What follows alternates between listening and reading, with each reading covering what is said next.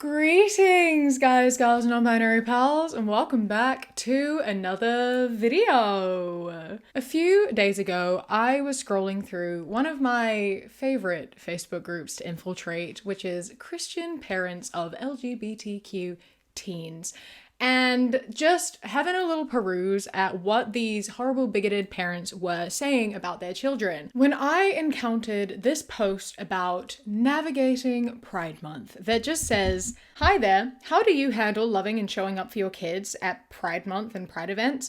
My son is 16. I want him to feel loved. I want him to feel seen. I'm also raising two younger girls who are watching and struggling with him being gay." Ultimately, this is one of the best posts I've seen in this group because it's someone asking to be supportive even if they are struggling with that. So, we get a few points there. However, the comments were all largely not gonna do any of that pride stuff. No.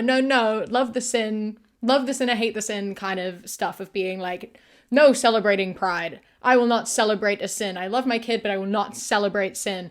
A lot of that. But the point I was getting to, the build up to this, is this one comment I encountered. There are some great resources at Changed Movement. One page is public, so if you like or comment, it could show up on your child's feed if they are Facebook friends with you. I follow it, but I'm careful not to interact. I've also joined the private group. There, it's safe to connect with others. So I saw this and was like, hold on a minute. Tell me more. What is this Facebook group? What is this Facebook page that we are talking about?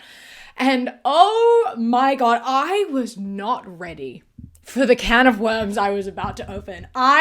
Nothing could have prepared me for the can of worms I was about to open. Oh my God. This changed everything. So this page is dedicated to a movement, the Changed Movement, which reads as a community of friends who once identified as LGBTQ+. Today we celebrate the love of Jesus and his freedom in our lives. #OnceGayStories. Share your story. Let your voice be heard. Be seen.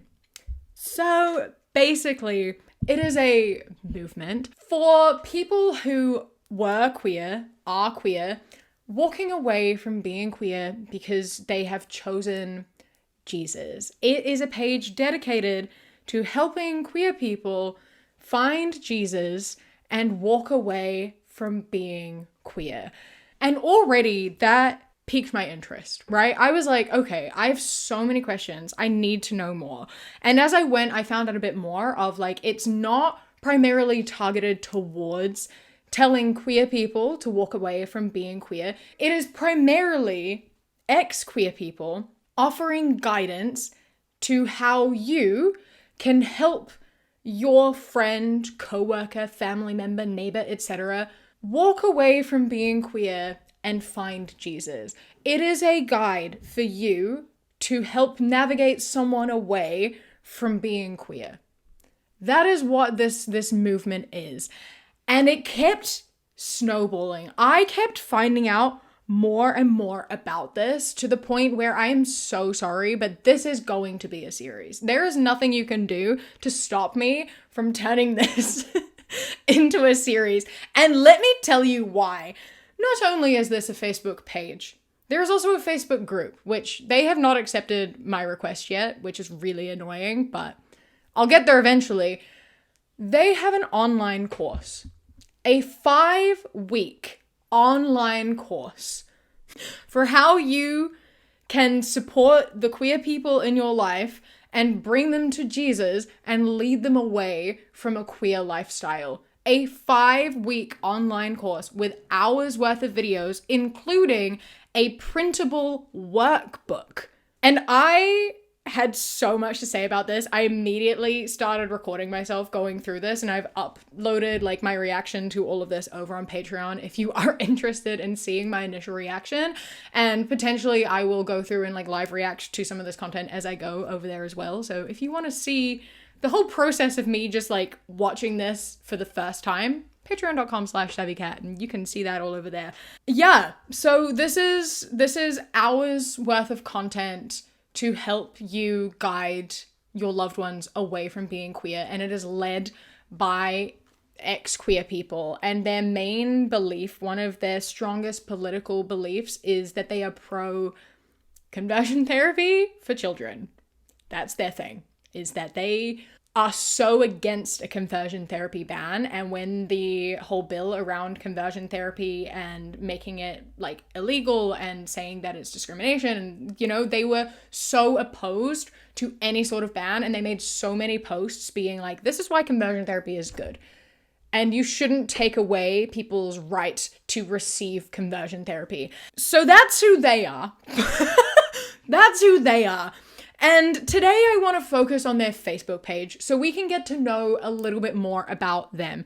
We'll go over their views more in depth around conversion therapy and around how to deal with being queer and queer people, etc. And just their general views on queerness and such.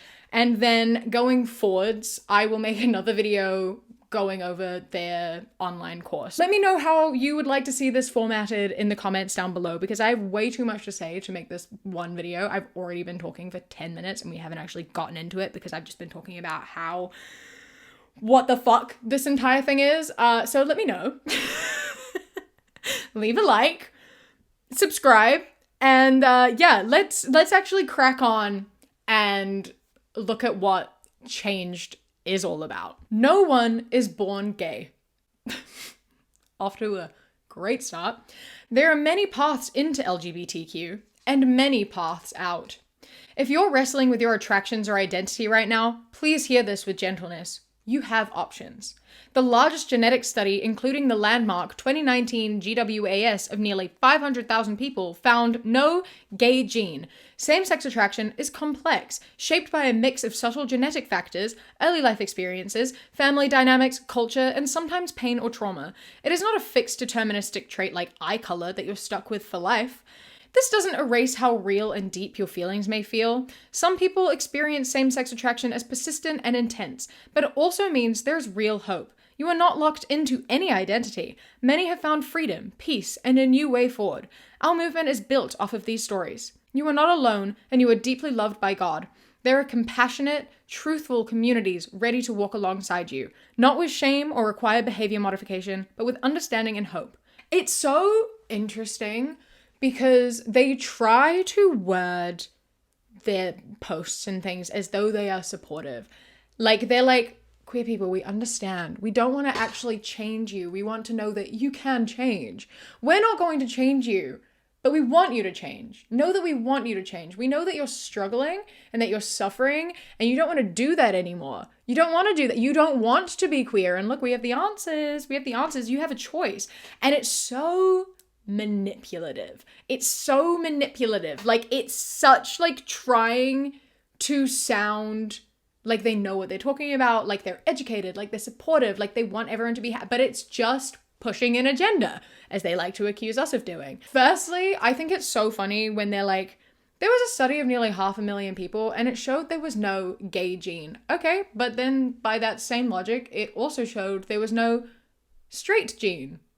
So what is your point there? There is no genetic factor that makes you gay, okay, but there's no genetic factor that makes you straight either then. Sexuality is like a fluid thing. And like, yeah, okay, it is a choice in the way that you can choose whether or not you act on desire, obviously, but that's not choosing your sexuality. That's just choosing what you do about it. This is the whole thing with these people. They're like, being gay is a choice. You may experience same-sex attraction and that may never go away, but you have a choice. You don't have to be gay. Just because you don't act on being gay doesn't mean you aren't gay. It's like when you are like a bisexual woman and you are married to a man.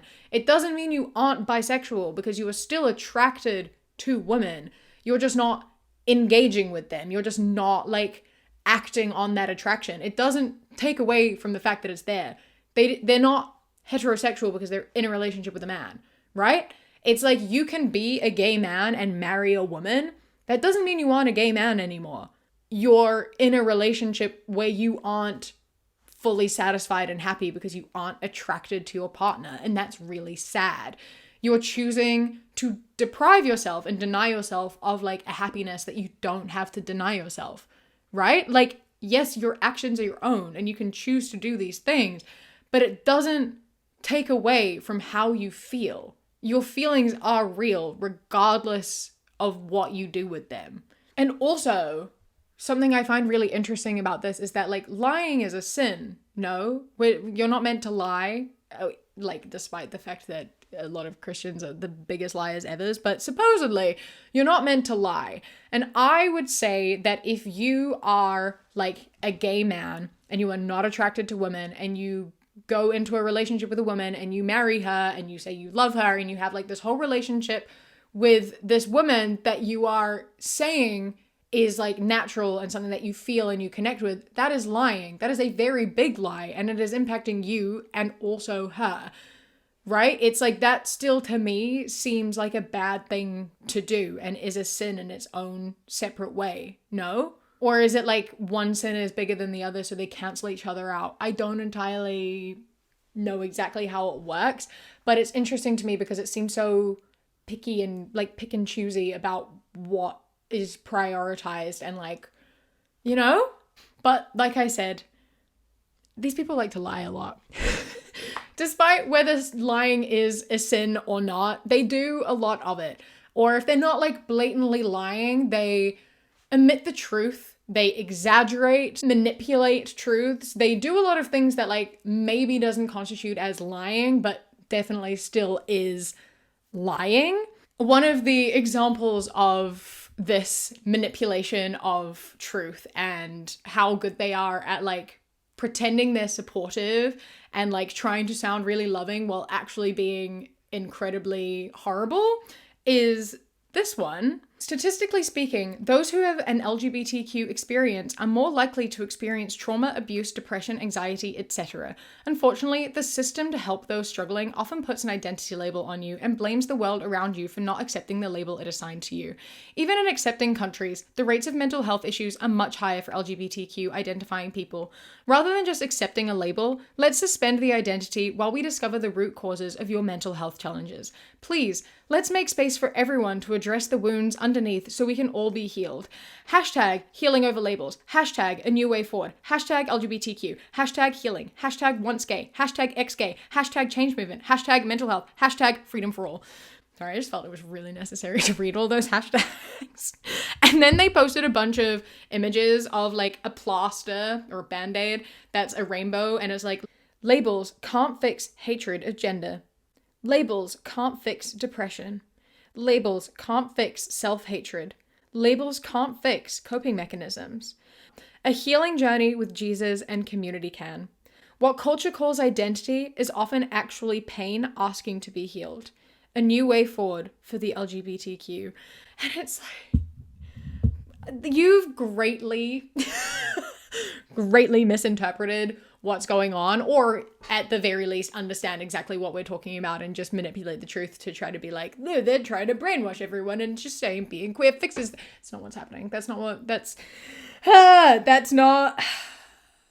any of this works. Firstly, I love when people are like, gay marriage is legal, so therefore homophobia isn't real, because that's so absurd and obviously not true because you exist. People who created this group, you exist, so homophobia in the US is clearly very alive and well. Like being like, this happens even in countries where being queer is accepted. Like, yeah, okay, but even in countries where being queer is accepted, like, for example, they're referring to largely just places where marriage is legal, like in the US and the UK, New Zealand, Chile, like a bunch of other places, homophobia still exists. Even though people can get married, they are still being disowned by their parents. They are still being, like, having the gay, like, beaten out of them. They are still undergoing like horrific like torture effectively to like get the gay out. Like there are so many horrifying, horrible conversion tactics and people being like assaulted and people being left homeless, people being threatened, people being hate crimed. Like there is so much homophobia that exists even in what you would call the most accepting countries.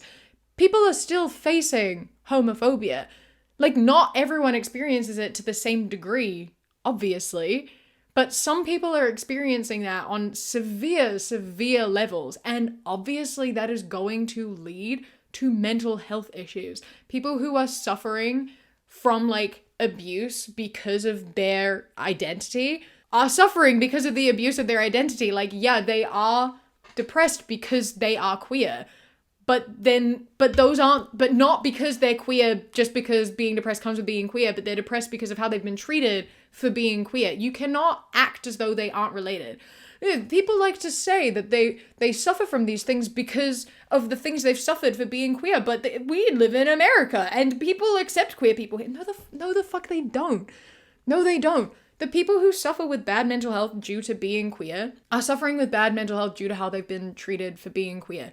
In general, like, I am a queer person and I have bad mental health, and they are unrelated. They are completely unrelated. I will say, I do not suffer from mental health issues because of homophobia that I have experienced, but I have experienced a lot of trauma in my life that is unrelated to being queer. And that has led me to having mental health issues and being queer and them being unrelated. But I also think it's important to know, and I think that this is something that is incredibly overlooked, or that is like frustrating because of how it's talked about. The fact is that a lot of queer people suffer from anxiety and depression and have like mental health issues, and a lot of like people who are more politically left suffer in a similar way, and a lot of people who are queer are also politically left. So there are a lot of politically left people who are queer and who suffer from mental health issues, and those things are all connected, but not in the way that is implied. It's not that like being a leftist and being queer automatically means that it's a mental illness because all these people are mentally ill. It's because of the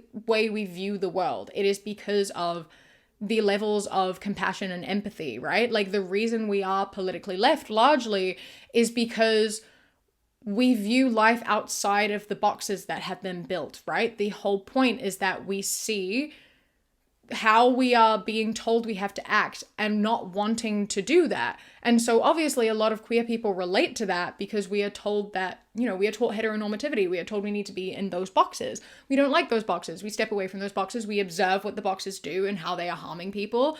We see how much people are suffering, and seeing how other people are suffering and not being able to do anything to help, like, that makes you feel helpless.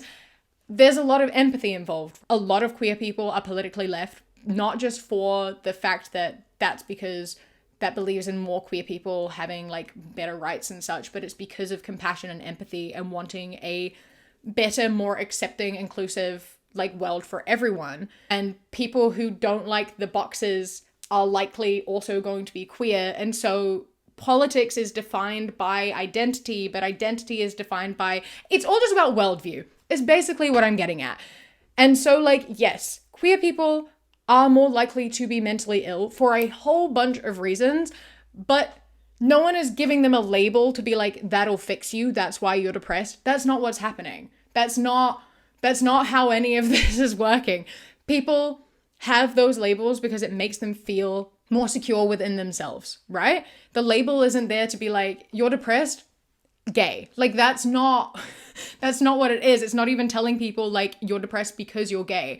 It's, you're depressed and you're gay, and this might be reasons why. Like, these factors might have led you here. Like, there has not ever been a point in my therapy personally where my sexuality has been related to my trauma. I mean, not my queerness. Like, that's not been related to my trauma, right? Like, I've never been given a label by my therapist. I've never been told, like, you are depressed because you are queer. Like, that's not something that's ever come up. It's not something that I believe. It's not something that I connect to, because that is not the root cause of all my mental health stuff, you know? Sometimes being given a label and saying you are experiencing all this trauma because of the way you've been treated because of your sexuality is valid. It is true. And that helps. But that's not always the case. And it is a result of how you were treated for being queer, right? I explained that for way too long because I think it's so hard to make it make sense because it's such a like multi-tiered, wobbly, twisty, twirly thing. But I hope I said it enough times to make it make sense and you catch my drift. I think it's really easy to accidentally say things that are like wrong in like a kind of harmful way because I'm trying to say something that's like got good intentions, but it's really easy to like fumble and accidentally say the opposite of what you mean. So I hope that I explained that and like didn't step on my own toes in the process. So as I said, a lot of their posts are about conversion therapy and wanting, you know, conversion therapy to be available to people, and they don't think the state should be able to tell you, no, conversion therapy is wrong, you're not allowed to do conversion therapy. And so they made a lot of posts about it. And this one is one of my favorites. So this explains the bill a little bit and also is just so hilarious. Like, it's so funny in a way that's like not funny, but it's like ChatGPT wrote this post. Almost 100% sure ChatGPT wrote this, and you'll see why. And so the post itself reads, "This isn't about forcing people into a box. It's about protecting the freedom to choose your desired outcome. The Supreme Court opened the door. Now the states decide what happened next." And then it's images with text on screen that reads, "Why should you care about Childs versus Salazar, conversion therapy bans, and what to do about it?" This Supreme Court case is about who gets to decide what happens in therapy, specifically with sexual orientation and gender identity for minors, the government or the individual. The courts ruled therapists still have freedom of speech and freedom of religion.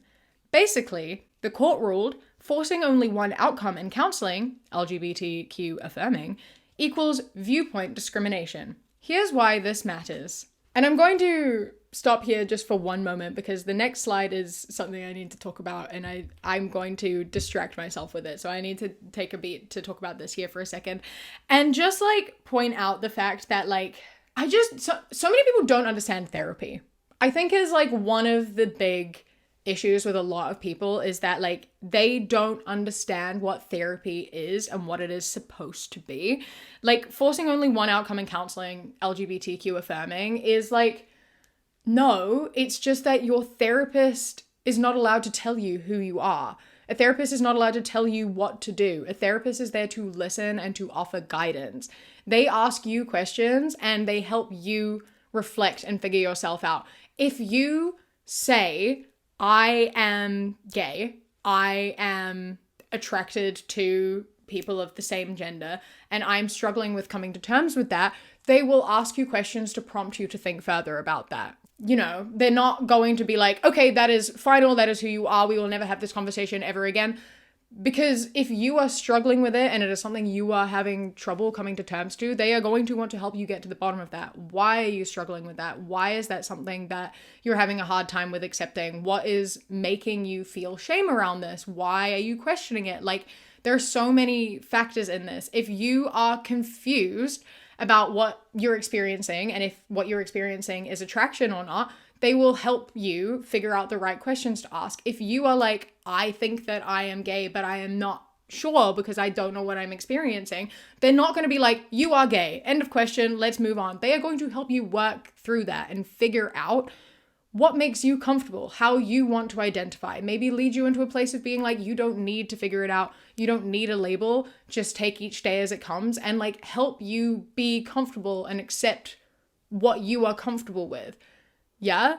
They're not allowed to be like, "No, you aren't gay." Yes, you are gay, unless you have said that yourself. If you have concerns, they will help you with what those concerns are. But a therapist is not allowed to tell you who you are, who you aren't, and what you should and shouldn't do with definitive like resolution. They offer you guidance. When I was in my abusive relationship for 2 years, right? 2.5 years, my therapist never once said, "You have to break up with him," because that's not what a therapist does. A therapist has to help you get to a place where you are ready to do the thing that needs to be done. They will ask you the questions that prompt you to think about it.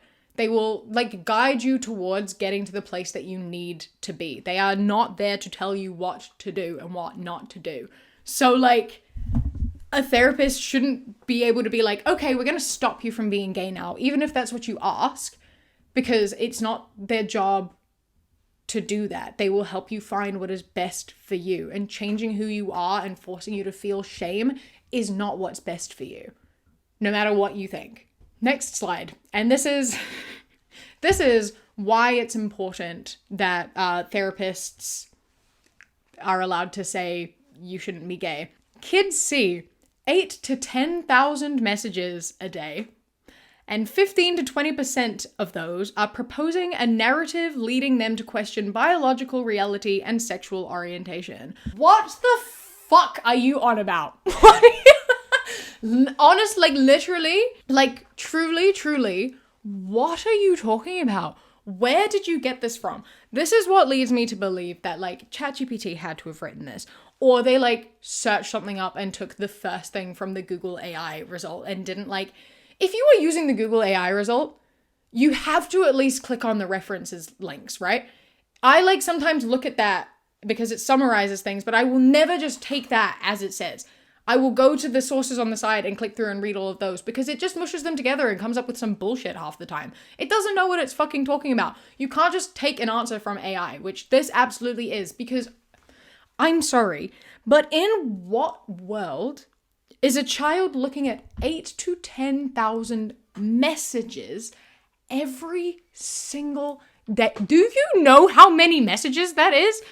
Do you know how big the number 8,000 is, let alone 10,000? And this is so vague too, because I have so many questions about this. Firstly, kids. How old is a kid?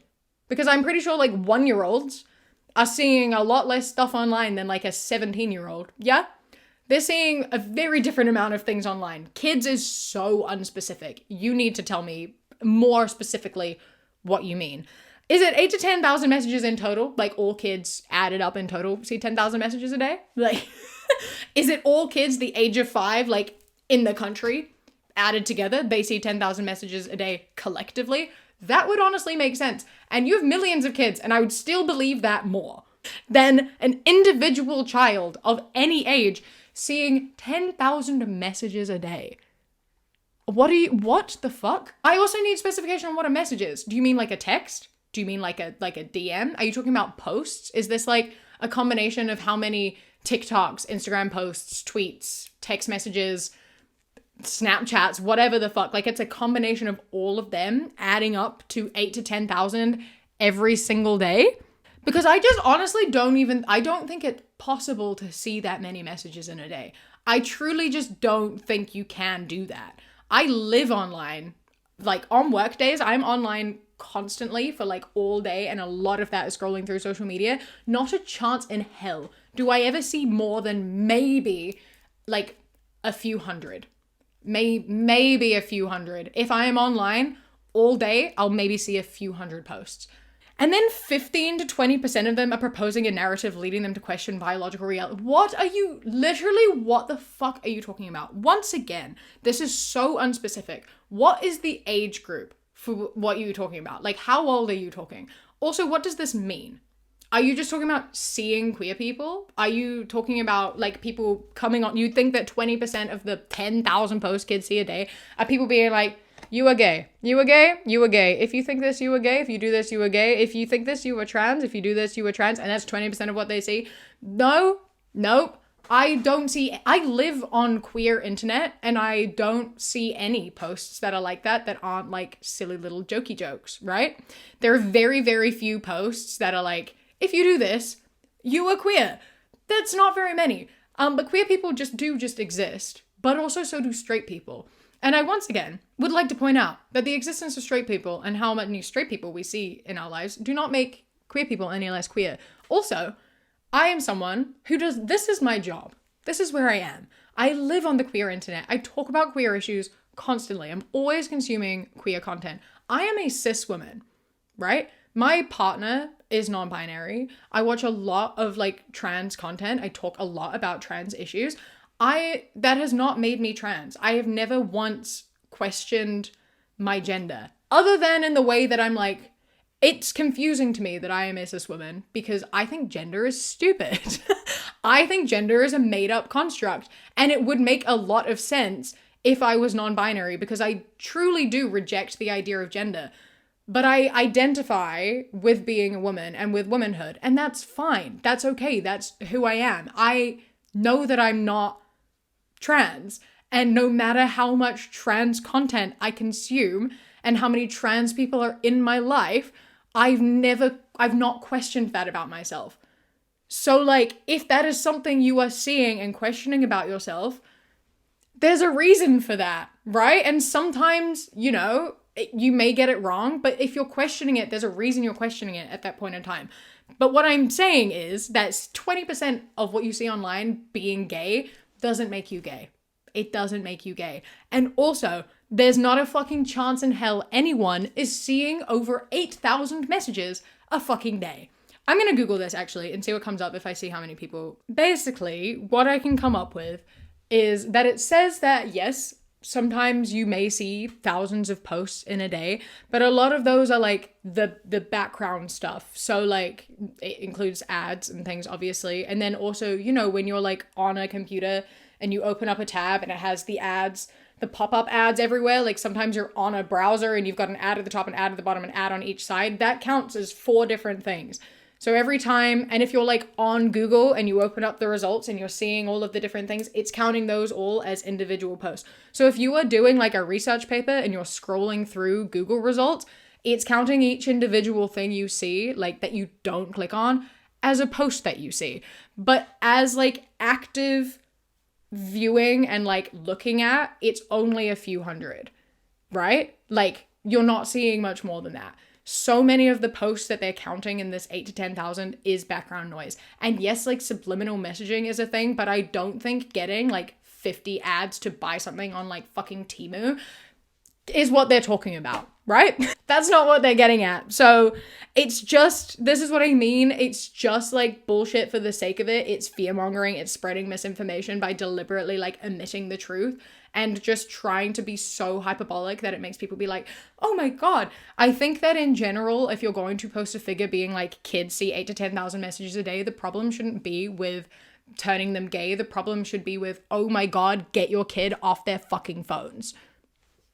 So that really should be the main takeaway of that message.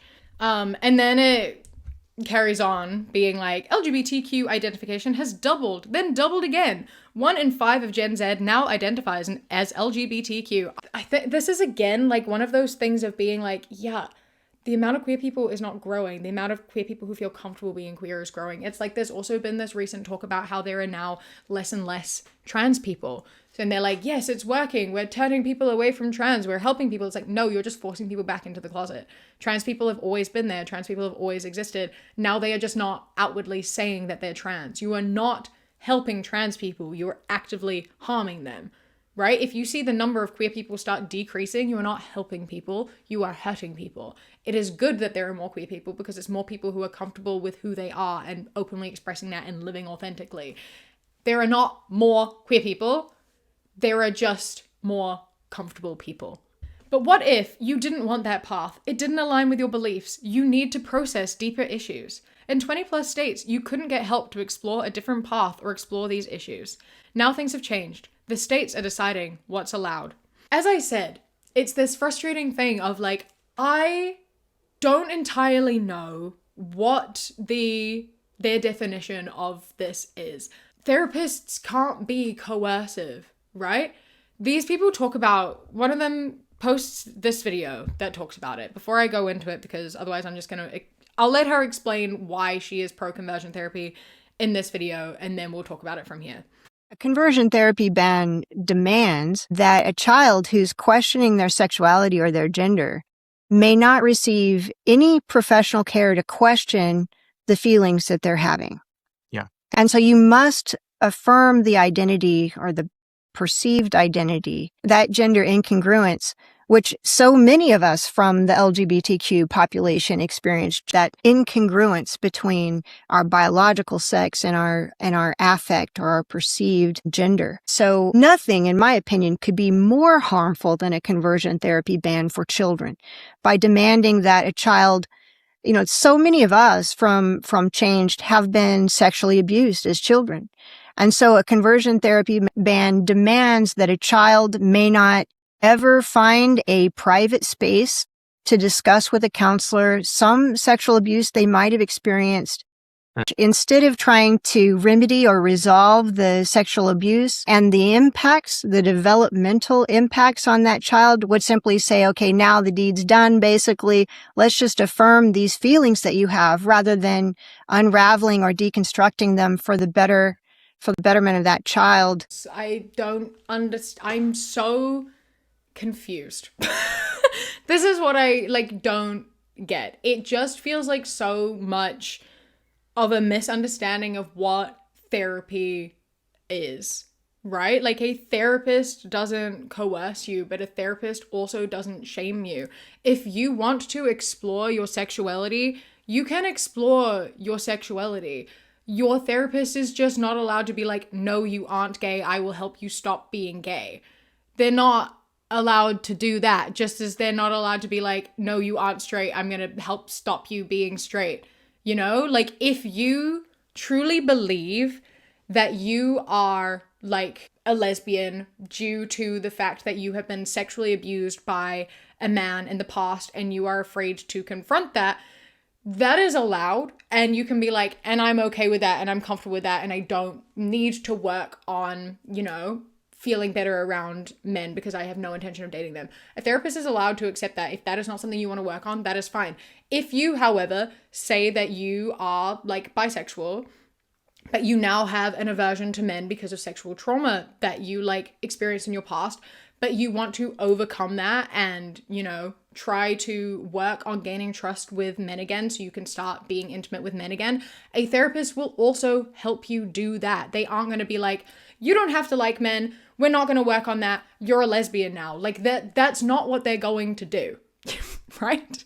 Like if you want to work on like healing sexual trauma and being able to be intimate again, no matter the gender, a therapist will help you with that. They're just not allowed to be like, no, you are not this. You are only a lesbian because you were sexually abused as a child. So we are going to fix this sexual abuse and kill this part, right? Like they have to help you on both parts, help you be comfortable with who you are and figure out who you are and what is going to make you feel safe and happy, right? If you are like heterosexual, if you are like a straight woman, but you have experienced sexual abuse by men, so are like, I don't want to date men, I'm going to try dating women, but that isn't who you are, and you know you aren't attracted to women, but it feels safer, that is something that like a therapist can help you explore, right? That's not them saying, no, you aren't gay. That is you being like, I am suffering from sexual trauma and I want to heal my sexual trauma. Can you please help me figure this out?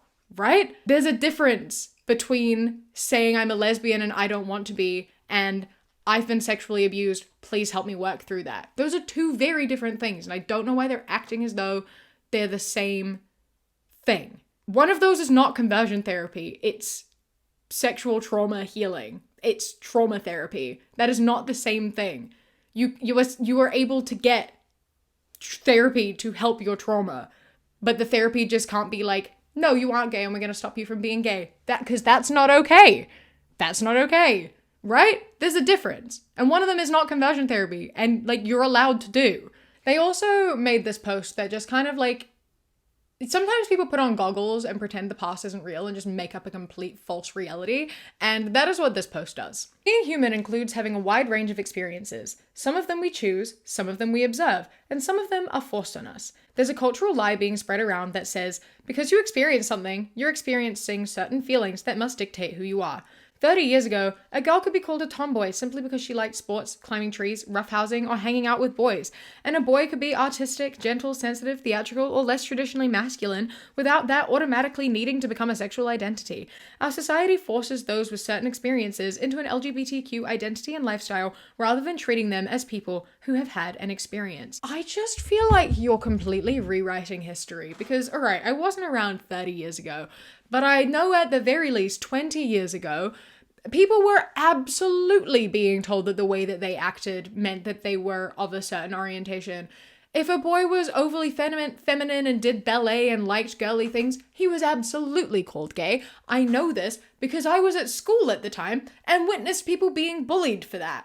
I witnessed a lot of people being bullied for being overly feminine and so being called gay. And I witnessed I like that you see that. That's been around for a very long time. I am so sure that that was happening also 30 years ago. Like in the 90s, that was also most definitely happening. And okay, maybe if you go back further in history, I don't know to what point, there was less stereotypes around this. There were definitely still stereotypes, but they existed in different ways because the way we perceive femininity and masculinity and sexuality and gender has like evolved over time. So they looked different. There's that period of time, right, where people were not open about being gay really anywhere. Being queer was something that was like people knew it was happening, it existed, but like they didn't talk about it. It was like not something that you did. And because it wasn't talked about, people kind of pretended that it wasn't real, it didn't exist. And so, you know, men could be overly feminine and do all of these feminine things and people wouldn't question it and say that they were gay because gay people didn't exist in their minds.